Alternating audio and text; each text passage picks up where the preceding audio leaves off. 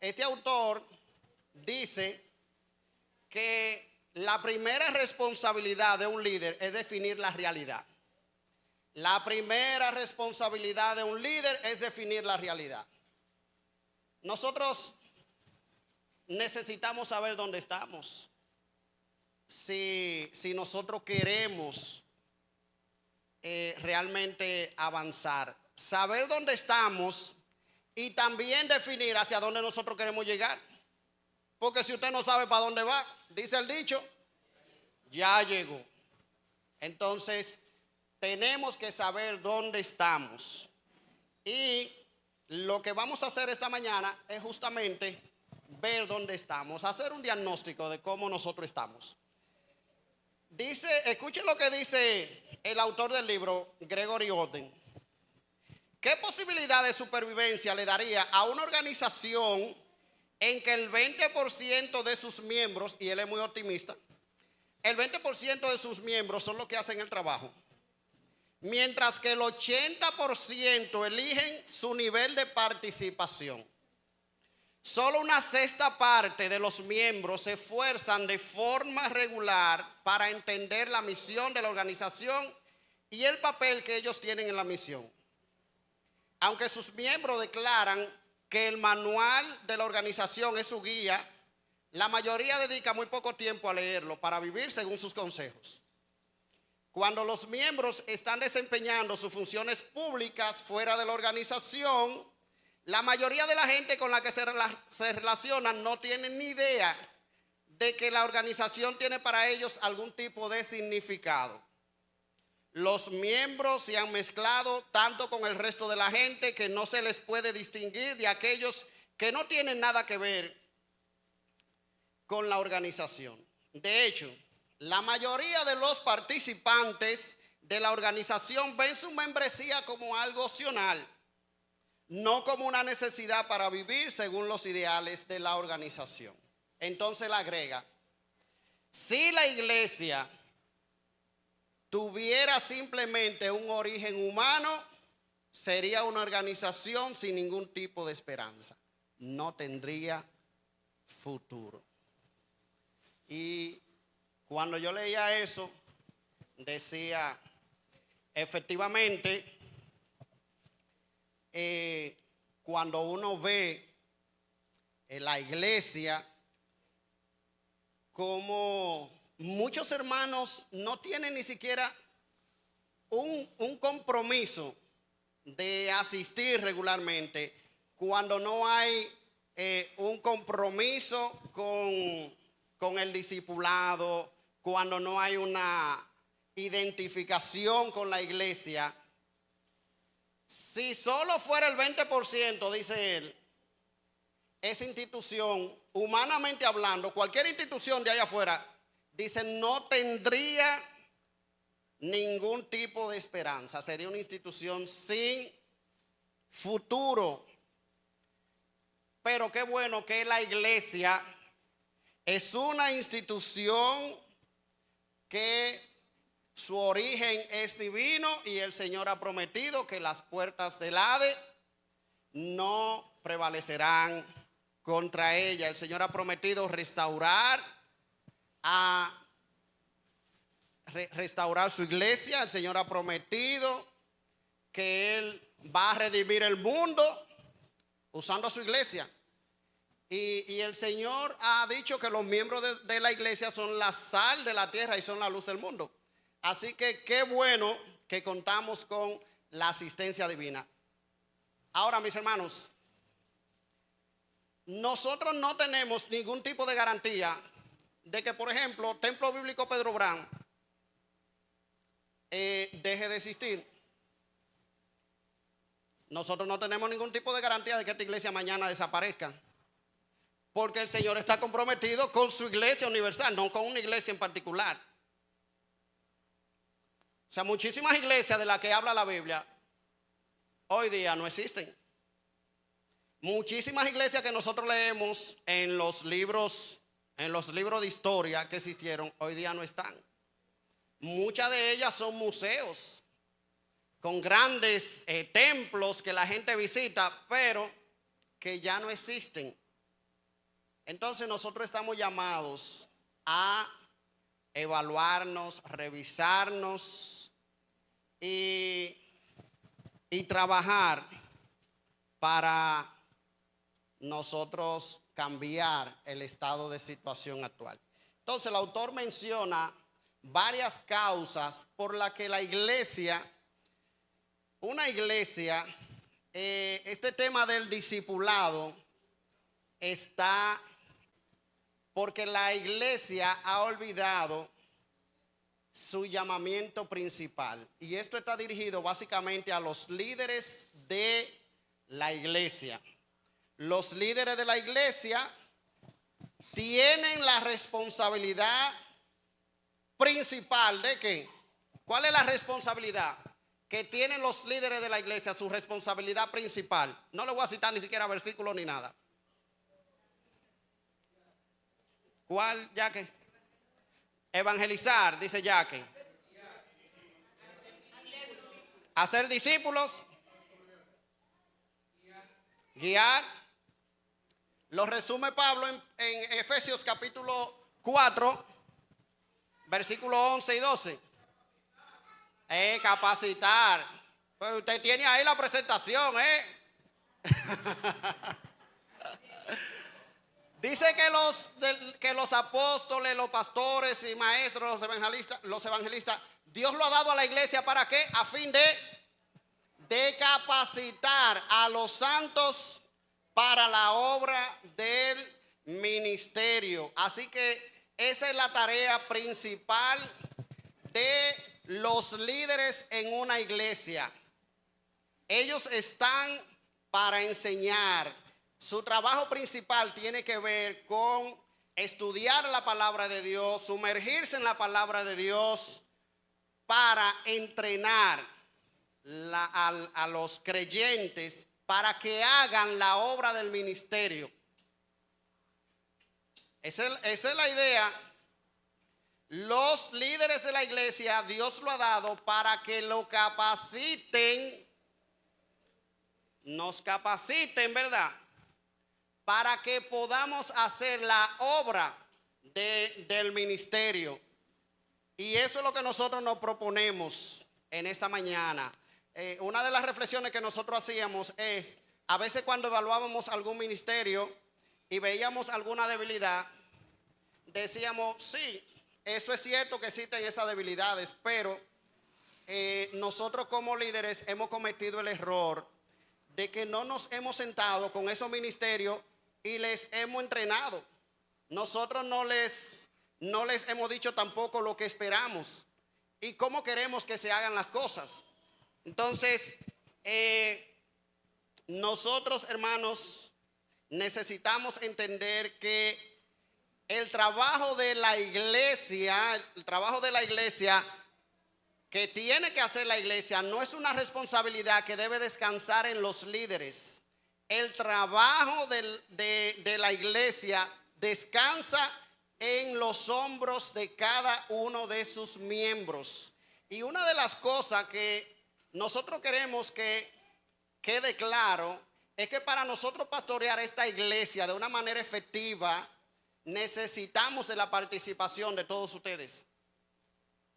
No podemos, porque tampoco nosotros hemos sido llamados a eso. Nosotros hemos sido llamados a capacitar a la iglesia, a enseñarla, a proveerle todas las herramientas espirituales que ustedes necesiten para que puedan servir al Señor de una manera eficaz, de una manera correcta. Esa es nuestra responsabilidad. Y es en la medida que nosotros cumplimos con esa responsabilidad, dice Pablo a los Efesios, que la iglesia crece. Y eso debe reflejar una unidad en la iglesia. Hasta que todos lleguemos a la unidad de la fe. Y eso debe reflejarse en la madurez de los creyentes. Hasta que todos lleguemos a la unidad de la fe y del conocimiento del Hijo de Dios, a un varón perfecto, a la medida de la estatura de la plenitud de Cristo. Así que en la medida que nosotros cumplimos nuestra responsabilidad de enseñarles, de entrenarles, de edificarles, de darles las herramientas espirituales que ustedes necesiten para hacer su trabajo. Y en la medida que ustedes, como miembros de la iglesia, hacen de esas herramientas y hacen de su servicio una prioridad, la iglesia va a crecer en unidad y va a crecer en madurez. Dice el autor, si usted fuera el diablo y quisiéramos impedir que la iglesia crezca en madurez, ¿qué usted hiciera?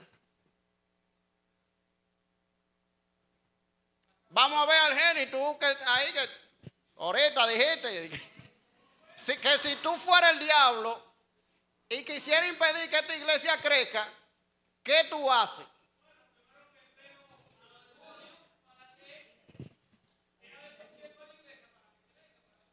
Ajá, vamos a ver qué dice David. Ataco los líderes. ¿Y de qué manera lo atacan?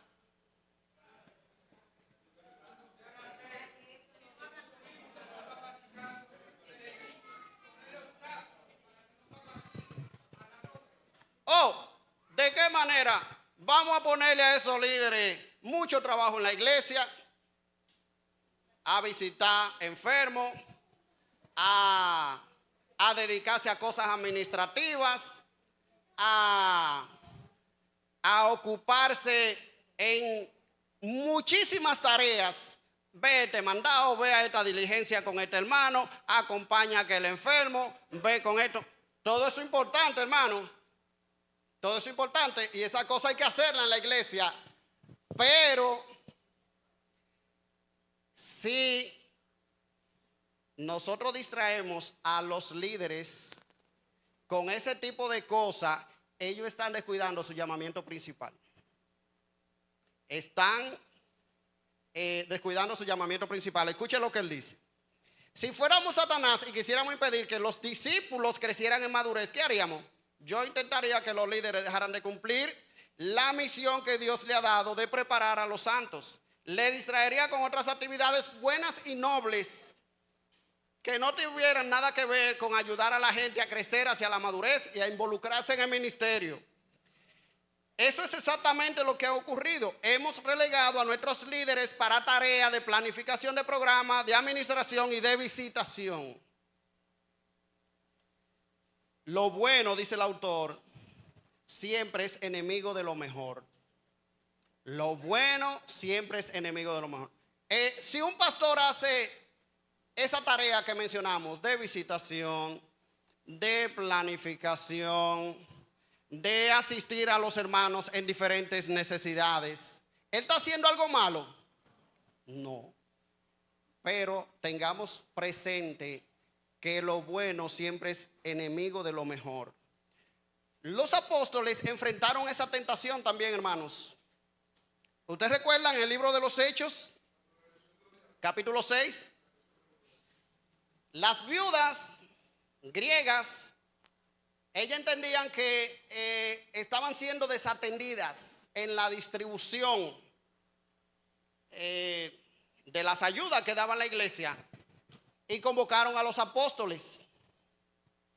¿Qué hicieron los apóstoles? Si ellos hubieran querido darnos un ejemplo a nosotros de que los líderes tienen que enfocarse en ser ejemplo de servicio para la iglesia, esa era la oportunidad.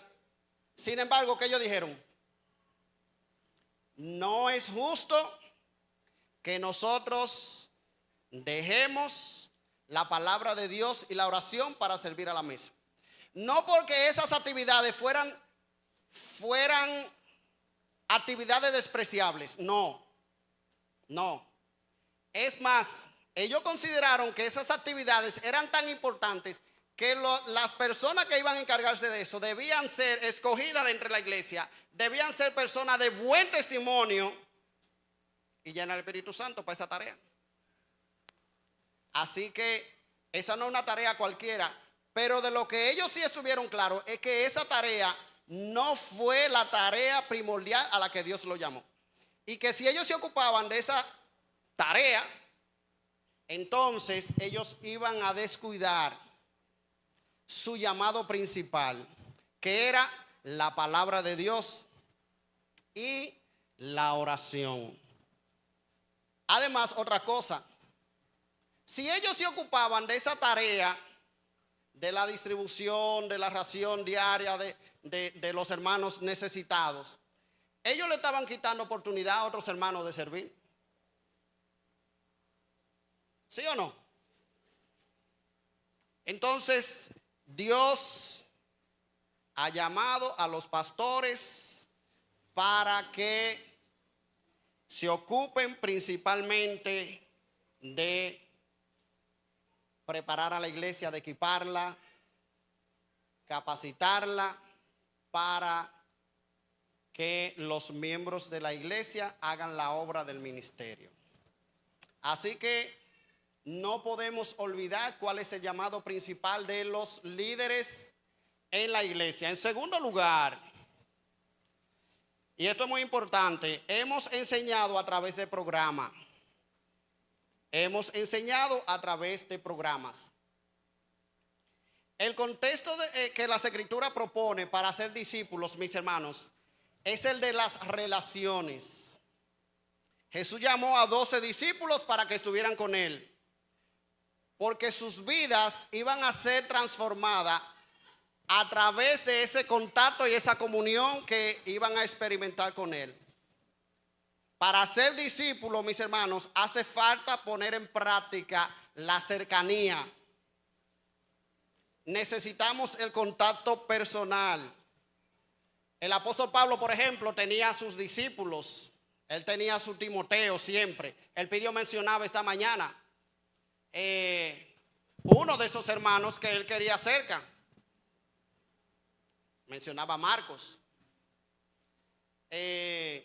Tuvo a Bernabé cerca, pero tuvo a Timoteo, que él lo llamaba como su hijo en la fe.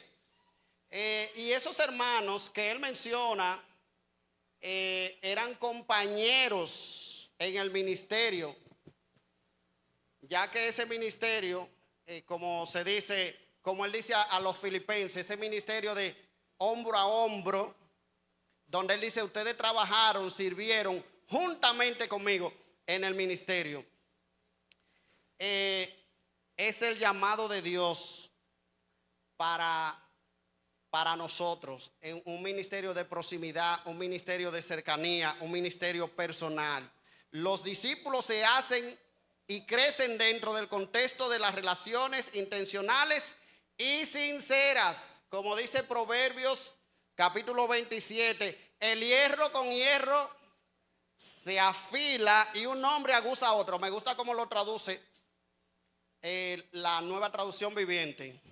Como el hierro se afila con hierro, así un amigo se afila con un amigo. Un creyente, ¿cómo se afila? Con otro creyente, hermano.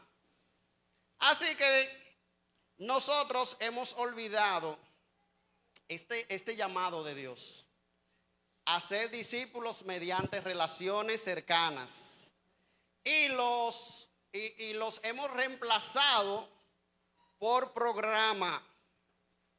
Muchas veces para nosotros cumplir esa necesidad de hacer discípulos, ¿qué hemos hecho? Enfocarnos en los programas, enfocarnos en programas. Tenemos ministerios que están basados en programas. Tenemos clase dominical, tenemos ministerio a la familia, tenemos ministerio de jóvenes, tenemos ministerio para damas, tenemos ministerio para niños, tenemos ministerio de clase dominical. Tenemos muchísimos ministerios en la iglesia, muchísimo. Pero, mis hermanos, los programas obvian una realidad. Y es que cada discípulo es una persona única y crece a un ritmo concreto. O sea, no todos crecemos al mismo ritmo. No todos crecemos de la misma manera, a la misma velocidad. No lograremos hacer verdaderos discípulos a menos que reciban una atención personal y así podamos atender sus necesidades particulares de crecimiento de forma que lleguen a entender que el llamamiento a negarse a sí mismo y a dejar que Cristo sea el Señor de su vida es un llamamiento individual y personal. El problema con los programas, mis hermanos, es que como el seguimiento personal es muy costoso y requiere mucho tiempo, lo hemos sustituido por programas.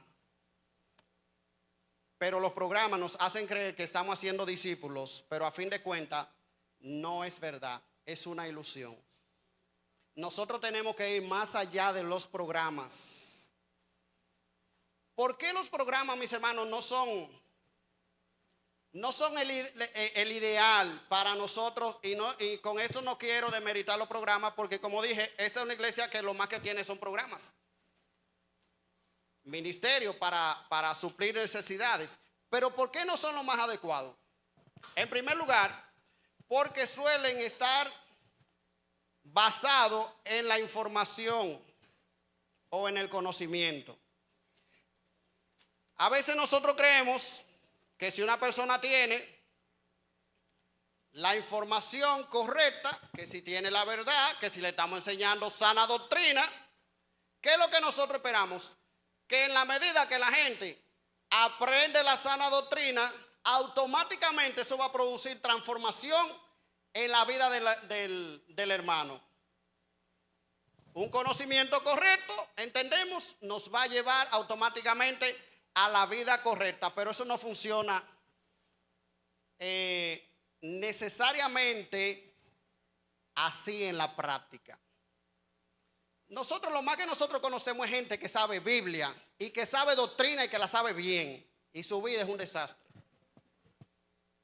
Y conocemos muchísimos impíos que saben mucha Biblia y que saben mucha doctrina.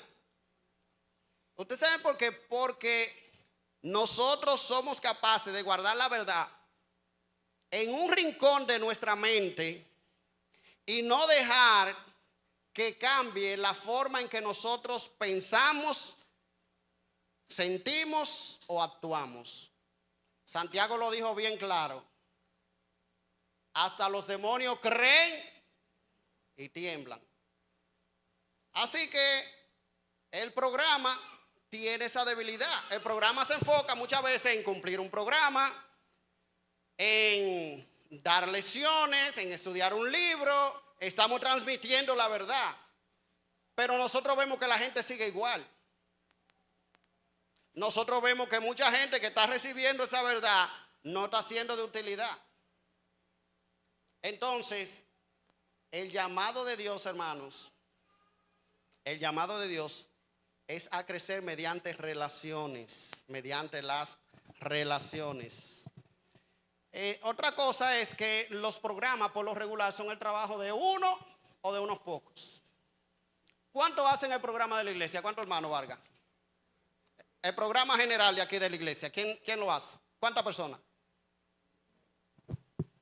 Yo no llamo el pidio, yo no llamo el que fulano, yo solo. Otros que son un comité, se reúne el comité, hacen el programa, unos cuantos, 2 o 3, 4, 5, no sé, lo que sea el programa. Pero la mayoría son entes pasivos, se convierten en receptores pasivos.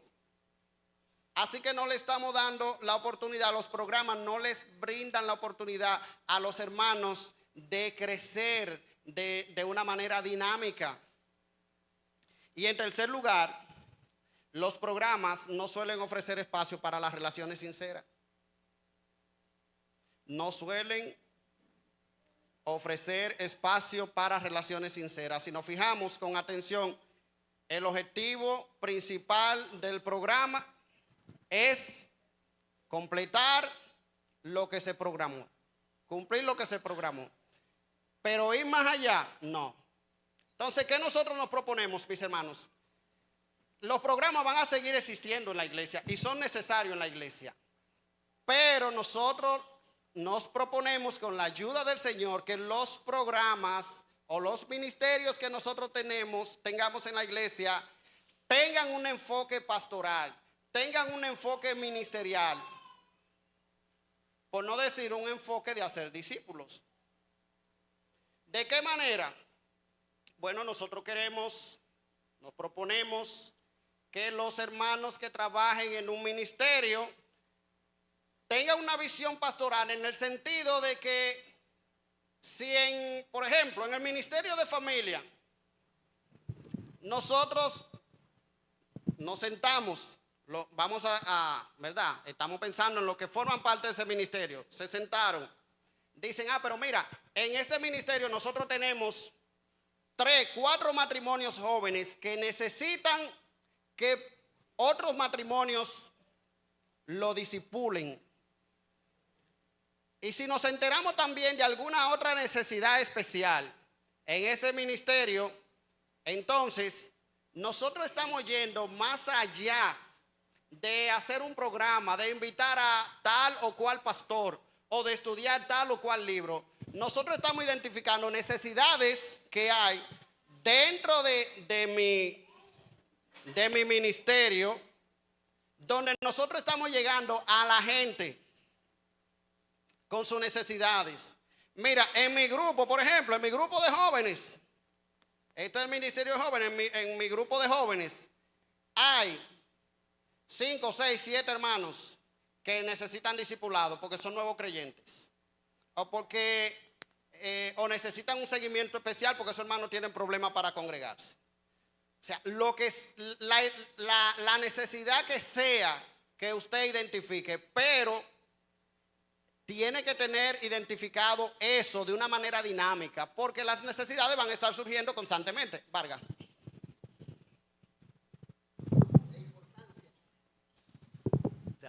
La importancia del programa no se quiere detractar. La iglesia, por ejemplo, el culto del domingo es un programa. ¿Cuál es la limitante? La limitante es nosotros mismos. Nosotros estamos muy contentos. Wow, Señor le bendiga. Ay, qué bueno que vinieron y se fueron. Ya el programa cumplió. Ahora nosotros no sentimos ningún compromiso con ellos, lamentablemente. Esto es un medio para edificar a la iglesia, para adorar al Señor, pero también es la puerta del evangelio. Nosotros tenemos que ir más allá. Así mismo es cualquier otro programa, sea llamas, sea huellas, tiene que ser simplemente un medio para acercarnos a la gente.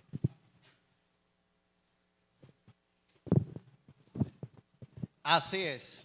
Entonces, en tercer lugar, hermanos,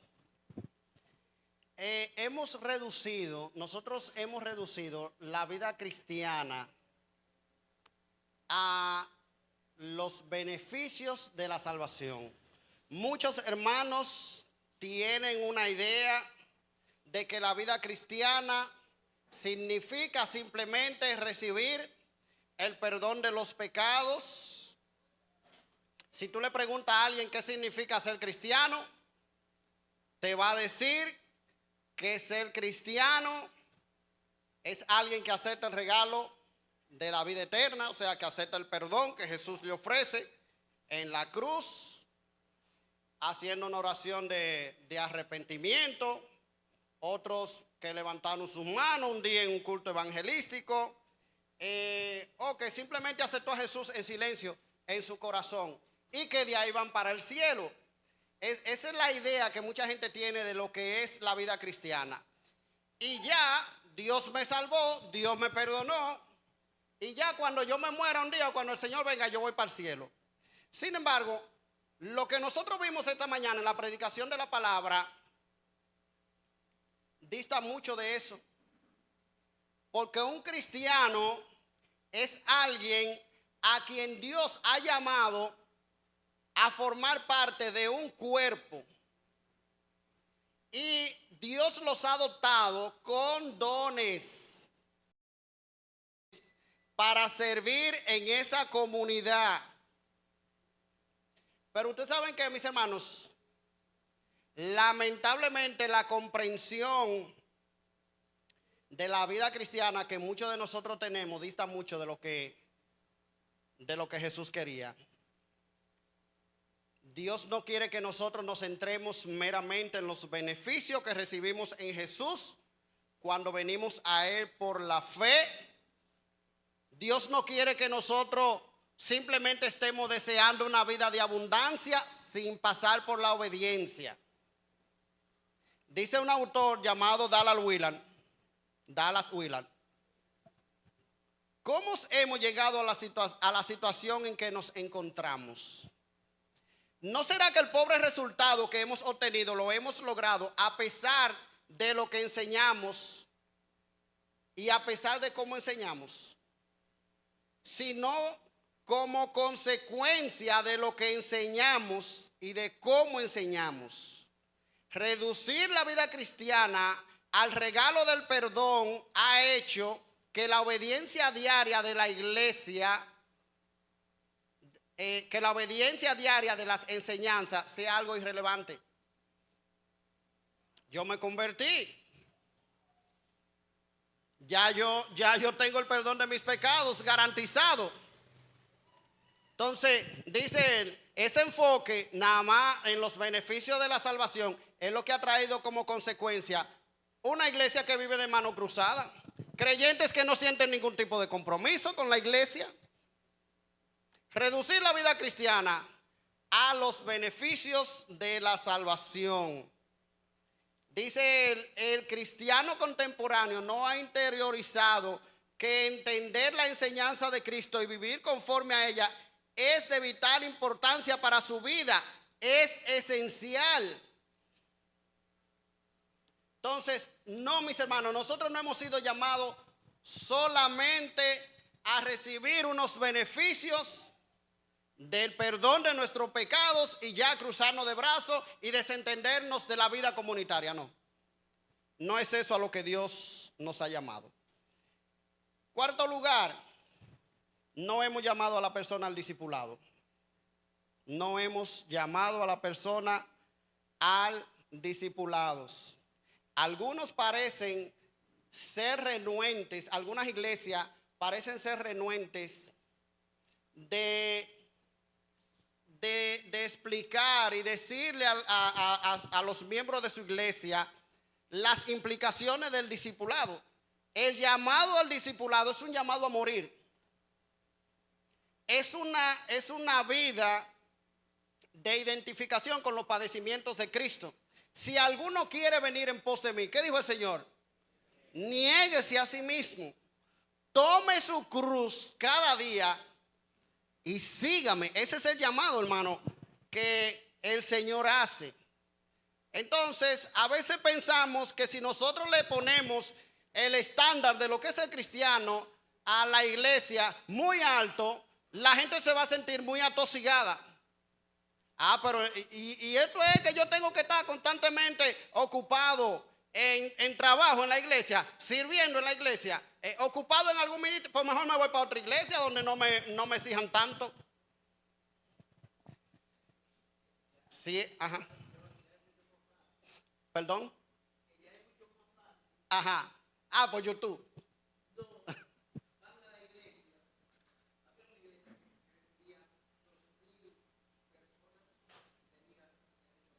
Sí, sí.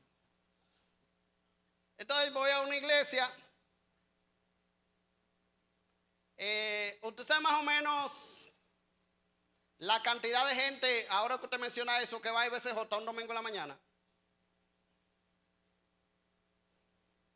Cerca de 2,000. En la IBI van más porque son 2 servicios y son full los 2. En la IBI asisten cerca de 5,000 cada domingo, entre 4 y 5,000. Los miembros de IBCJ, los miembros andan por 600, 700, creo que. Entonces, no voy. No, cuando usted le pregunta, pero tú eres miembro. No, yo voy. Hay mucha gente que cuando yo me reúno en tal iglesia, de verdad. Pero tú eres miembro de allá. No, yo todavía no soy miembro. Ni quieren, porque si es miembro, créame que tiene que coger su centro. Ahora, mis hermanos, a veces, ¿usted sabe por qué los líderes no llamamos a la gente a comprometerse? Y en esto piensa usted, no solamente en los ancianos de la iglesia. Piensen usted como líder que trabaja en algún ministerio. Muchas veces los líderes no llaman a la gente a comprometerse, eso dice Otten, porque nosotros mismos no estamos dispuestos a responder a las exigencias de Jesús. Estamos dispuestos a vivir el mensaje que estamos dispuestos, una pregunta, ¿estamos dispuestos a vivir el mensaje que queremos presentarle a las personas a las que servimos? Como el discipulado es algo que la gente no solo aprende cuando predicamos, sino que lo aprende cuando ve modelos vivos, es imprescindible que nos autoevaluemos. Eso, aunque eso nos resulte incómodo. Mi hermano, por eso es que el discipulado no es popular. El discipulado no es popular por eso. El discipulado es transmitir tu vida a otro hermano. O sea, él tiene que ver a Cristo a través de ti. Es que si tú vas a discipular a un matrimonio joven, tú tienes que esforzarte en trabajar tu matrimonio. Es que si tú vas a discipular a un hermano y tú le hablas de servicio, tú tienes que servir. ¿Y cómo tú le vas a hablar a un nuevo creyente de servicio si tú no sirves? ¿Y cómo tú le vas a hablar a una hermana que recién se casa de la sumisión si tú no eres una esposa sumisa? ¿Y cómo usted le va a hablar como hombre de lo que significa ser un hombre según la Biblia si usted no es un hombre según la Biblia? Ustedes ven, el discipulado implica una responsabilidad de nuestra parte. El discipulado, hermano, y eso fue lo que el Señor hizo con sus discípulos durante 3 años y medio. Y yo quiero que ustedes me vean a mí. Yo quiero que ustedes se sumerjan en mi persona. Que ustedes vean cómo es mi vida de oración. Que ustedes vean cómo es mi comunión con el Padre. Yo quiero que ustedes vean cómo yo reacciono ante el pecado. Yo quiero que ustedes vean cómo yo reacciono ante la tentación. Yo quiero que ustedes vean cómo yo reacciono cuando la gente me provoca. Yo quiero que ustedes vean cómo yo enseño. Yo quiero que ustedes vean cómo yo reacciono en todas las circunstancias de la vida. Eso es hacer discípulo, hermano. Y es a eso que Dios nos está llamando, pero eso cuesta. Eso es un desafío para nuestra propia vida. Entonces, lo mejor es, no, déjalo ahí, no toque eso. No toque eso, no. Es mejor el programa. Son mejores las actividades. Así que es posible, mis hermanos, que nosotros no estemos retando a otros creyentes porque nosotros mismos no estamos dispuestos a pagar el alto precio del discipulado. Si estamos animando a los creyentes a arriesgarse por Jesús, ¿estamos nosotros dispuestos a lanzarnos a esa aventura? Dice un autor llamado Dallas Willard, ¿no será que el nivel de entrega de nuestra congregación es consecuencia de nuestro liderazgo? Es para que reflexionemos, hermanos. Es para que reflexionemos. Entonces, hacer discípulos, hermanos, significa que nosotros tenemos que comenzar a reflexionar y comenzar a trabajar con nosotros, con nuestro propio carácter. Nosotros tenemos que comenzar a trabajar con nuestra propia vida devocional. Tú no le puedes hablar a otra persona de vida devocional, ni estarle pidiendo cuenta de su vida devocional si tú no tienes una vida devocional. Tú eres un hipócrita. Tú lo que vas a ser un hipócrita.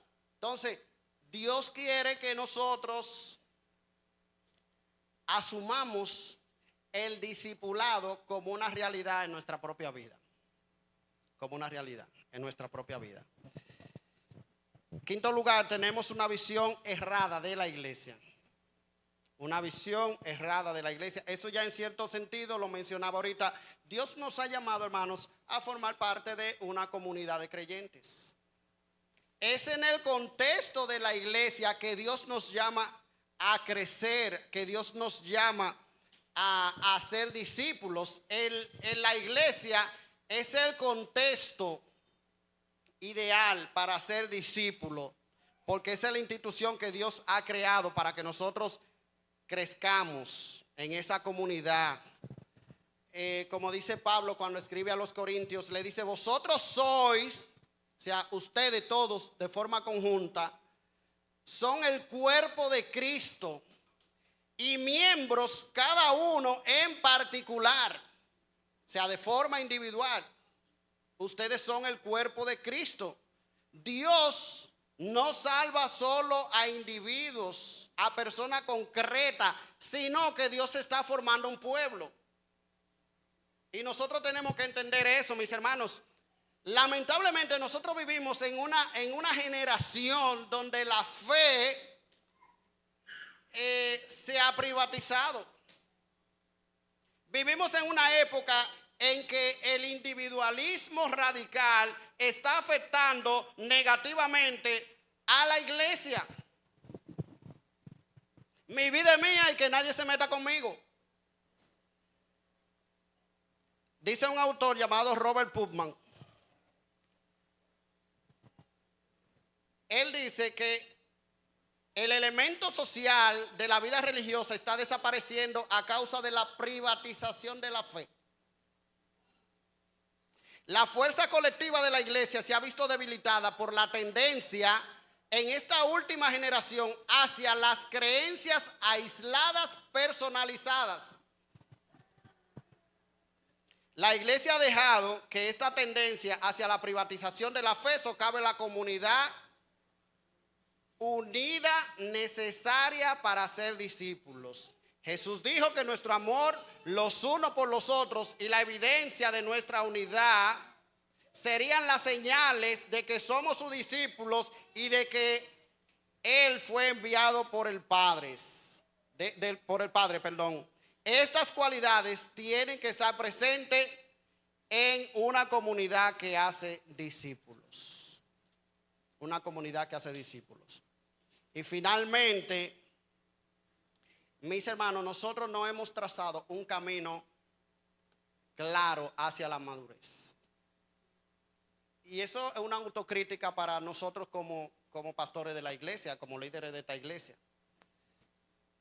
Si hay un nuevo creyente o cualquier persona aquí, es más, un creyente viejo ya en la iglesia con muchos años, y usted le pregunta, ¿cuál es el camino para llegar a la madurez en Cristo de la iglesia? O sea, hay algunas cosas que la iglesia tiene trazada donde se puede decir, mira, no, ya ese es un creyente maduro. Lamentablemente, mis hermanos, ahí nosotros tenemos el reto como iglesia de presentar un camino para llegar a la madurez en Cristo. Necesitamos trazar esos pasos donde una persona llegue, reciba un discipulado, donde esa persona sea discipulada de manera que se pueda constatar de él que efectivamente él maneja la doctrina básica de la fe.